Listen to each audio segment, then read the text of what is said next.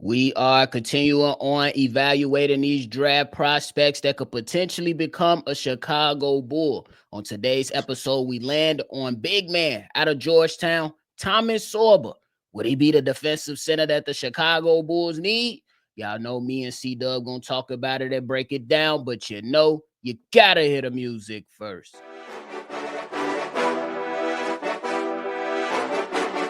Cognac, gang.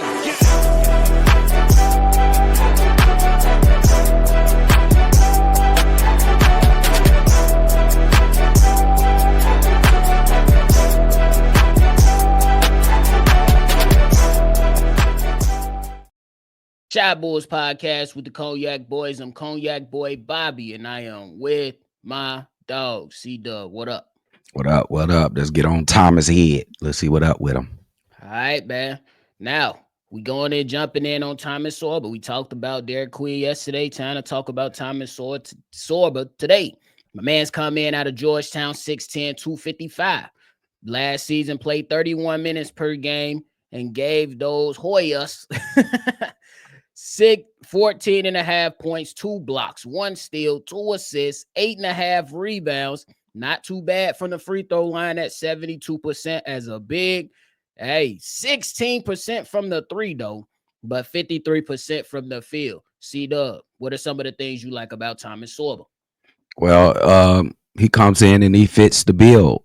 He's exactly what we're looking for, albeit a little small. He stands at 6'10", but 250 pounds, and the ability to know how to use that said weight is a very good plus for the Chicago Bulls if they pick up this kid. When they're talking about rebounding, when you're talking about post play in the post, and this guy got a decent little mid range. He'll shoot the 3. I don't want to tell you his percentages because it's really bad. Fuck it, I'll tell you it's 16% from 3-point range. He has to work on it. He will hit it now and then. He take enough of them, but it's something to work on when he gets into the league. He does have trouble when he switches on a perimeter, moving his feet a little bit, but he's a young man. He got a heavy body. Let's see if he can learn to at least be decent in that aspect. But drop coverage, he's already a demon. Blocking 2 shots per game as all year with a steal and a half per game. He is a defensive beast, paint beast. So, with all that being said, he has the athletic ability, he has the physicality, what we're looking for. What I'm looking for a draft pick at number 12, and I think he'll fit the bill.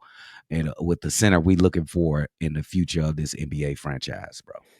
Yeah, bro. I like a lot of things about this player right here. I like him on the defensive side. I say them, look, while you watching them, you taking a moment and you just looking, all right, I know you can hold your own versus some of those other bigs out there, but can you hold your own against some of these guards that when you come into this league, a lot of them going to be faster. Those small forwards are going to be much faster than those forwards and the guards that you're guarding in college, because depending on who you playing every other day, hey, the competition level, it varies. But in the NBA, the competition level is pretty much fairly the same, or definitely much better than the collegiate range. So I look at Thomas Sorber and I'm like, okay, you hold your own against some of these bigs. And then I'm seeing him, hey, he's able to switch on some of these guards, some of these forwards, and still be able to hold his own. So that's one thing that I really, really like about him. As big as he is at 6'10", 250, 55, looking like just a big ass hoop out there, he's able to slide his feet pretty damn well. And I think that's something that can very well translate it to the NBA on the offensive side. Look, 16% from the 3. Look, it ain't good. But I don't necessarily need my big, at least what I'm expecting, to go out there and shoot a high volume of 3s. I'm going to stand on that. Do you want him to be able to step out to that 3-point line? Absolutely. But not at a high volume coming from that 3-point line. And I just love the physicality that he plays with inside the paint, and he got a little pull-up game. So on the offensive side, you can definitely use a little bit more work. It's going to be some fine-tuning on the defensive side, but I say he's a hell of a prospect to evaluate. And then when you talk about his mindset, he look like he one of those that ain't going to back down for nobody. So I like that about Thomas Sorber. Yeah, and he has a little sneaky skill in his passing ability out of the post. And that's a skill that we take for granted in this point in time because most of the time your center is standing out there on the 3-point line. If you go back in your memory bank, I know you can't go back, nephew, because you young than a You motherfucker. stop saying that shit. And then you can't go back to Shaq when he played in the post We and could how definitely go good. back to that. How fucking young you think I am? We go back to Shaq when he was young and he played in the post and he making those assists out of the post, those swings, those kicks to the corners, those kicks to the top, those hockey assists out of the post. So he does that. It reminds me of old school 90s, early 2000 basketball, the way he can do that thing. And I know nephew haven't ever seen it. He ain't seen Yeah, whatever. You don't know what I didn't say, brother. that. What you talking about? But you definitely like that this young fella can take some of those challenges on and draw when he draws that extra defender, he's able to find the other guys that are open. That's what you definitely like to see out of a young player. But CDubb, when it comes to evaluating Thomas Sorber, what are some things that you believe he needs to improve in? Okay. Obviously, it's going to be his perimeter defense with staying with guards.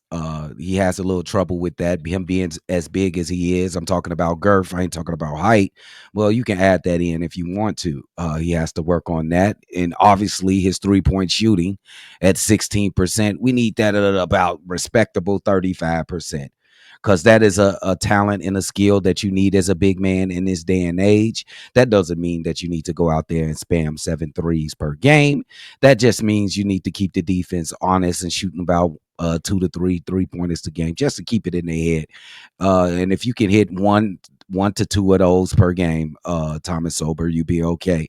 Not, and I'm gonna say this, not every rookie. I mean, every rookie in this draft is gonna come here with things they need to work on. So this is not a big thing. People going to be like, oh man, he can't even shoot the ball, but you can learn to shoot the ball.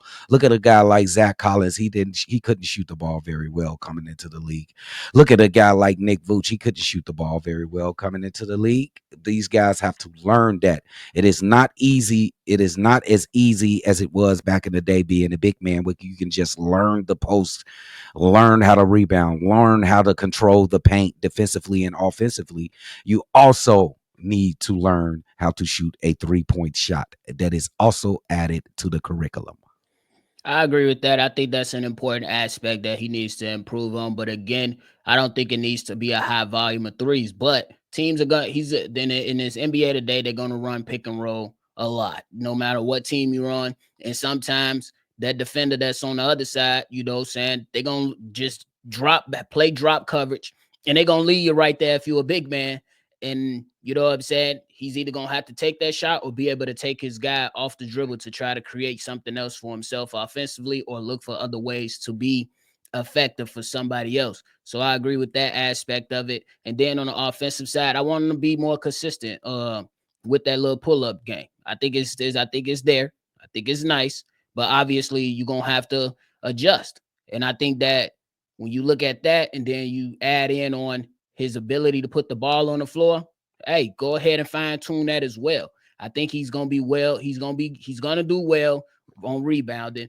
You're just gonna be able to find your way. And a big guy like that, come on, man, he's gonna be able to get NBA rebounds. He's good enough in that aspect. So not too many concerns with that.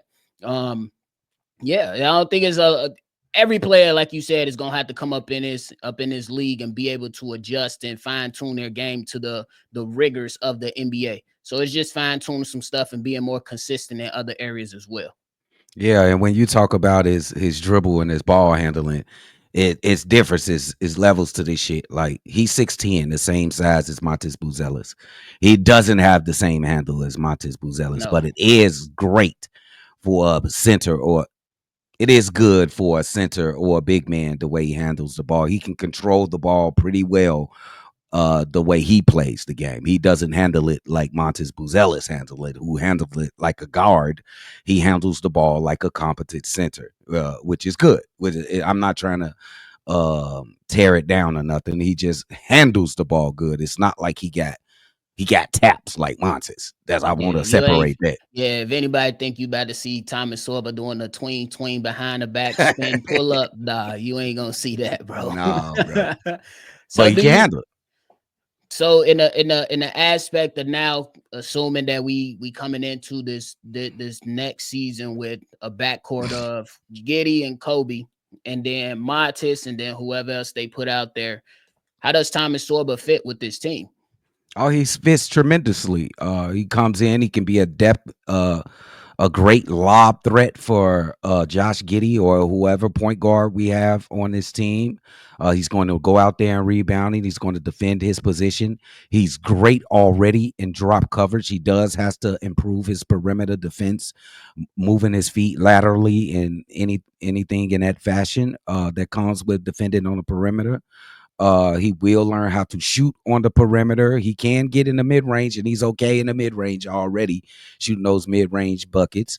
So Thomas Sorber, he should be okay when he get to the league and fit. I think he fits right away with things to improve. Like he can already play defense. We get him on the floor. He can rebound, get on the floor. He can finish lobs. He can finish off the pick and roll, and he can go and drop coverage. He does have to work on his perimeter coverage. That's it.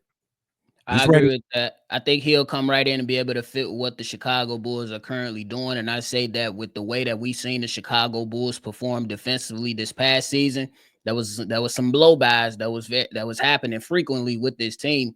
And if you know what I'm saying, Josh Giddey, we expecting him to show more consistency on the defensive side. Same thing could be said about Kobe White and a few other players. But once the good thing is that with him just holding down, you can kind of say he could be potentially a defensive anchor for the team, depending on what the role is when he come into the team.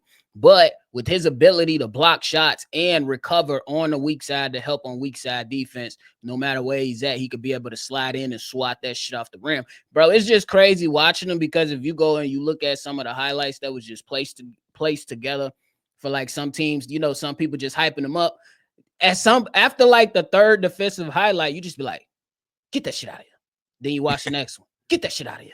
Then you watch the next one. Get that shit out. You just start saying, get that shit out of here repetitively, just because that, hey, you know what I'm saying? If you ain't watching full games and you just going out for the hype videos, you know what I'm saying? They all supposed to make everybody look good. But you look at some of those, you be like, damn, yeah, he could definitely be one of those guys to slide his feet pretty damn well. And you will be sitting there, get that shit out of here. And then CDubb will be yelling on the mic, yelling, and it'll be a good live call. So yeah, I think that'll be good for him. The fit is there for him. The fit is there for him because we need some type of presence back there. That's why I keep harping on presence in the paint back there, because Nikola Vucevic, nobody was really scared of that. Yeah, and really with this 12 pick, this is a gift for Josh Giddey. I do not think that Vooch brings out all of the talents of Josh Giddey. I think he need a more athletic guy. I think Thomas Sorber makes it accentuates and makes Josh Giddey an even better player. It'll come to those lobs. We can't throw those lob passes to Nick Vooch. Have we seen a lob pass to Nick Vooch off the pick and roll? I don't recall. If y'all recall any, let me know in the comments. Just by him being drafted, it's a gift for Josh Giddey, and it makes Josh Giddey that much better. It will make a lob threat will make Josh Giddey that much better. Just because simply, and a guy that can run the floor. That's one that I forgot to mention that about Thomas Sorber. He can run the floor. As big as he is with the weight and everything, he can run the floor. Yes. So if you can utilize Josh Giddey ability to hit that outlet pass, Thomas Sorber can be running down there. Lonzo Ball with the outlet pass, Thomas Sorber gonna be running down there, and that's gonna be an easy 2 points for the Chicago Bulls, who right now this past season appeared to be a team that wants to continue to push the pace and play a faster pace, and then have easy buckets at the rim, but then be a competent team from the 3-point line. So a guy that can run the floor like that in Thomas Sorber, hell yeah, that'll be good for the Chicago Bulls. And we will be remiss if we did not mention his foot injury that he injured in February. Oh yeah. Um, we must make sure we say that his season was actually cut short with that injury, so he didn't play any of the tournament, the NCAA tournament or anything. So we're going off before the injury. He's a young man. I'm praying that he's like any other young person that they bounce right back out there. So, how much do you worry about the foot injury, nephew? And do you add that into your wanting for this kid? If the Bulls was to get him would you throw throw a crooked eye? Would you roll your eyes like, man, this thing injured, bro?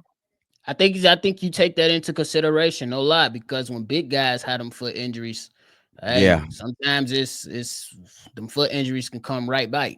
So they can yeah. come right back, and especially with the way that the Bulls are planning to play, you just want to see, you know what I'm saying? I would say just continue to check in on them, see how the rehab is going, but you definitely will have that in the back of your mind because there are a couple guys that came in, you know what I'm saying, and in summer league got a foot injury and it was hard for them to come back, or they needed some type of time off so then they can get on the NBA court. So I definitely keep that in the back of my mind when you talk about it. But you can't deny the young kid has talent. So just that sometimes that's with any draft. You go out there and you take risks for these players. So it is what it And is. and they don't. What's weird is they don't show. It just says undisclosed right foot injury on multiple sources. So if anybody know what the hell the injury is, but he had surgery on the injury right away, right after he was injured, like a week later or a couple days later. So he should be healed, man. He's a young man, and we can use that 7 foot 6 inch wingspan to play defense out there. Let's just hope that the kid is ready to go and move to the next stage of his life. That's it. That's all, man. That's it. That's all. We'll see what's to it. But hey, we appreciate y'all. CDubb, you got anything left, man? Yeah, Thomas Sorber. Yeah, go on pick him up. I ain't got a problem with. He one of the probably the top 5 players that I'll take that I'll be cool with if the Chicago Bulls take Thomas Sorber. Yeah, I wouldn't be too mad at it either. I say still do your due diligence, find the best player available. Now I'm Yeah, talking about hey, we talked about Derek Queen yesterday. If he slide, grab, you talking about grab, little buddy. slide. Yes. Slide. You talked about that handle. He's good for a big man, but with Derek Queen, hey, that man got that handle like a Now forward. he got that Small handle forward. like a He got guard. that Yeah. forward. I even Yeah. seen him do a couple euros. I'm just Slow as Euros though, like no, bro. What you talking about? But hey, we appreciate y'all for tuning in to another episode, man. Before y'all get up out of here, y'all make sure y'all leave your feedback, comments, concerns down in the comment box below. And then hit that like button and subscribe, man. We're gonna keep these videos coming. We're gonna keep on talking about these prospects and see what's to let me them. ask you let me ask you a question. Is it a go or a no if the Bulls get him? It's a go. It's a go. Okay. All right. But all right, though, we appreciate y'all, man. Make sure y'all always see red. Y'all already know. We're gonna catch y'all on the next for sure.